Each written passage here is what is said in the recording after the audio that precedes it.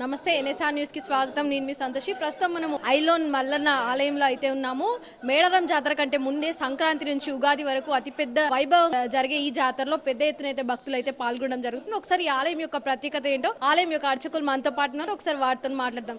నమస్తే గారు, అసలు ఈ ఆలయం యొక్క ప్రత్యేకత ఏంటి? సంక్రాంతి ఉగాదికి మధ్యలోనే ఎందుకు ఈ జాతర అనేది జరుగుతుంది? ఐనవోలు గ్రామ వాసాయ శర్వాయ శశిమూలయే శ్రీమన్ మైలారు దేవాయ శుభదాయాస్తు మంగళం. ప్రముఖ శైవక్షేత్రమైనటువంటి ఐనవోలు మల్లికార్జున స్వామి వారి జాతర బ్రహ్మోత్సవాలు సంక్రాంతి నుండి శివరాత్రి మరియు ఉగాది వరకు జాతర నడుస్తుంది. అయితే ఈ జాతర సంక్రాంతికి జరగడానికి ప్రధాన కారణం అంటే ఒక వృత్తం ఉందన్నమాట. స్వామివారు మణిమల్లాసురుడు అనే ఇద్దరు రాక్షసులను సంహరించడానికి ఖండేలరాయుడు రూపంలో వెలిసినాడు. ఆ స్వామివారికి వారు వరమిచ్చారన్నమాట. వారు మల్లికార్జున అనే స్వామివారి నామధేయంతో ఇక్కడ మీరు వెలవాలని చెప్పేసి స్వామివారిని వారు వరం కోరుకున్నారు. వారిని సంహరించిన రోజు సంక్రాంతి కాబట్టి ఆ సంక్రాంతి పర్వదినాన్ని ఇక్కడ జాతరగా జరుపుకుంటారన్నమాట. అంటే సూర్యుడు మకర రాశిలోకి సంభవించినప్పుడు ఈ సంక్రాంతి సంక్రమణ అంటారు. దీన్ని సంక్రమణను సంక్రాంతి ఉత్సవంగా చేస్తారు. ఇక్కడ సంక్రాంతి నుండి ఉగాది వరకు ఉత్సవం జరుగుతుంది. శివరాత్రికి వైభవపేతంగా పాంచానిక దీక్షతో 5 రోజుల బ్రహ్మోత్సవాలు జరుగుతాయి. ఈ దేవాలయాన్ని పశ్చిమ చాళుక్యులు 6వ విక్రమాదిత్యుడి కాలం శాసనంలో ఈ దేవాలయ ప్రాశస్తం ఉంది. వారు నిర్మించినట్టుగా శాసనాల ద్వారా తెలుస్తుంది. ఈ దేవాలయాన్ని అష్టోత్తర శతస్తంభ దేవాలయం అంటారు. 108 స్తంభాలతో దేవాలయ నిర్మాణం చేశారు. ఈ దేవాలయం యొక్క విశేషం ఏమిటంటే విగ్రహ రూపంలో స్వామివారు ఉండడం విశేషం. ఎక్కడ కానీ శివుడు లింగాకారంలో ఉంటారు, ఇక్కడ మాత్రమే విగ్రహ రూపంలో స్వామివారు ఉంటారు. 2 దేవేర్లతో ఇక్కడ స్వామివారు ఉండడం మరో విశేషం. గొల్లకేతమ్మ బలజమేడాలం అనగా గంగా పార్వతీ సమేతంగా స్వామివారు ఖండేలరాయుడు రూపంలో అనగా మల్లికార్జున రూపంలో స్వామివారు వెలిసి ఉంటారన్నమాట. ఇక్కడ ఒక చేతిలో ఖడ్గము, ఓ చేతిలో పానపాత్ర పట్టుకొని స్వామివారు పుట్టమట్టితో చేసిన మూర్తి రూపంలో స్వామివారు వెలవడం ఇక్కడ విశేషము. అర్ధప్రాణమట్టంతో శివలింగాకారం ఉండడం మరో విశేషం. ఇది ఉగాదితో ఉత్సవం ముగుస్తుంది.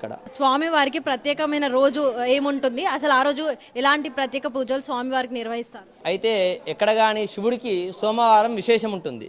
ఇక్కడ కానీ కుమరవెల్లిలో కానీ మైలారంలో కానీ జేజూరులో కానీ ఆదివారం బుధవారం విశేషం. ఈ ఆదివారమే విశేషం ఏంటంటే ఆ భానువాసరం అంటే శివుడు మకర రాశిలో సంక్రమణ జరిగినప్పుడు అది ఆదివారం రోజు జరిగింది కాబట్టి ఆ రోజే స్వామివారు వారు సంహరించాడు కాబట్టి ఆదివారంనే విశేషంగా కొలుస్తారు. ఆదివారము బుధవారము ఈ 2 వారాలు కూడా సంక్రాంతి నుండి ఉగాది వరకు సంక్రాంతి 3 రోజులు జాతర ఉంటుంది. తర్వాత జరిగే జాతర అంతా కూడా వారాంతరపు జాతరలు అంటారు. అనగా ఆదివారం బుధవారం విశేషంగా స్వామివారికి భక్తులు వస్తారు. ఇక్కడ ఆ వారాంతరపు జాతరలో ఉదయం స్వామివారికి మహన్యాసపూర్వకంగా ఏకాదశి రుద్రాభిషేకం నిర్వహిస్తారు.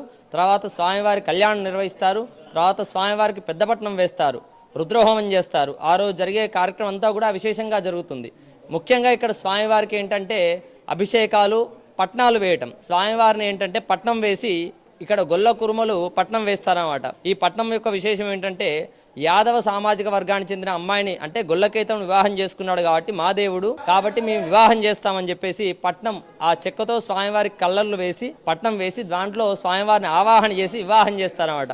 అదొక విశేషం అన్నమాట. ఇక్కడ దాదాపుగా ఎంతమంది భక్తులు ఇప్పటి వరకు దర్శించుకున్నారు స్వామివారిని? మరియు సంక్రాంతి టైంలో ఎంతమంది భక్తులు ఎక్కువగా వస్తుంటారు? ఇప్పుడు ఈ సంక్రాంతి నుండి ఉగాది వరకు దాదాపు ఒక 25 లక్షల మంది వరకు మనకు జనాలు వస్తారు. సంక్రాంతి 3 రోజులు మాత్రమే 10 లక్షల వరకు మనకు పబ్లిక్ వస్తారు. ముందస్తుగా ఏంటంటే మన తెలంగాణలో ఒక ప్రాచుర్యంలో ఉందన్నమాట. తెలంగాణలో ఏ జాతర మేడారం కానీ వేములవాడ కానీ ఏది జరిగినా కానీ ముందస్తుగా స్వామివారిని అనగా మల్లికార్జున స్వామి వారికి అభిషేకం చేసుకొని పట్నం వేసుకొని మొక్కులు చెల్లించుకున్న తర్వాతనే ఇతర జాతరకు వెళ్ళడం అనేది ఆనవాయితీగా వస్తుంది. కాబట్టి ముందస్తుగా మనకు డిసెంబర్ 15 నుంచే మనకు పబ్లిక్ రావడం జరిగింది. దానివల్ల ఒక 10 లక్షల వరకు మనకు జాతర జరిగారు. ఇప్పుడు వరకు జాతర లాస్ట్ డేట్ ఎప్పుడు ఉంది? ఉగాది 19వ తారీఖు వరకు ఉంది జాతర. అప్పటి వరకు వారాంతరపు జాతరలు జరుగుతాయి. శివరాత్రికి బ్రహ్మోత్సవాలు జరుగుతాయి. అత్యంత వైభవంగా సేవాగమోక్తంగా పాంచానిక దీక్షతో శివరాత్రి బ్రహ్మోత్సవాలు జరుగుతాయి. చివరిగా ఆలయంకి వచ్చే భక్తులకు మీరు ఏం చెప్పాలనుకుంటున్నారు? మేము ముఖ్యంగా భక్తులకు చెప్పేది ఒకటే ఏంటంటే ఈ జాతర 3 నెలలే ఉంటుందనే ఒక నానుడు ఉంది. అలాంటిది ఏమీ లేదు. 364 రోజులు అంటే సూర్యగ్రహణం రోజు తప్ప మిగతా అన్ని రోజులు దేవాలయం తీసే ఉంటుంది. పట్నాలు వేయటం కానీ, బోనాలు చెల్లించడం కానీ, రుద్రాభిషేకాలు కానీ, కళ్యాణం చేయటం కానీ అన్ని పూజా కార్యక్రమాలు ఉంటాయి. కాబట్టి మిగతా రోజుల్లో కూడా మీరు ప్రశాంతంగా వచ్చి స్వామివారిని దర్శించుకోవచ్చు.